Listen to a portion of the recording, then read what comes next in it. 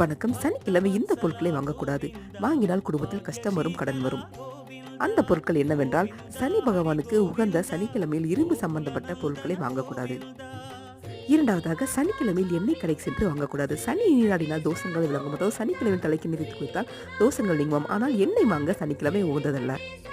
மூன்றாவதாக, உப்பை எப்பொழுதும் வெள்ளிக்கிழமையில் வாங்குவது சிறந்த பலனை கொடுக்கும். தவறையும் சனிக்கிழமையில் வாங்குவது நிறுத்திவிடுங்கள். சனிக்கிழமையில் உப்பு வாங்கினால் தொழில் மற்றும் வியாபாரம் செய்பவர்களுக்கு நஷ்டம் ஏற்பட வாய்ப்புகள் இருக்கிறது. அதனால் உப்பை சனிக்கிழமை வாங்காதீர்கள். நான்காவதாக, வீட்டை சுத்தம் செய்யும் பொருட்களை எப்பொழுதும் சனிக்கிழமையில் வாங்கக்கூடாது. துடைப்பம், மாப், ஒட்டடை குச்சி போன்ற சுத்தம் செய்யக்கூடிய பொருட்களை தவறையும் சனிக்கிழமையில் வாங்குவதை தவிர்க்கவும்.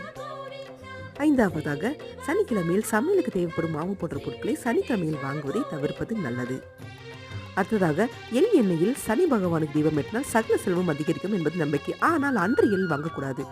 இது போன்ற ஆன்மீக தகவல்கள் தினமும் கேட்க எங்கள் சேனலை சப்ஸ்கிரைப் பண்ணவும். நன்றி.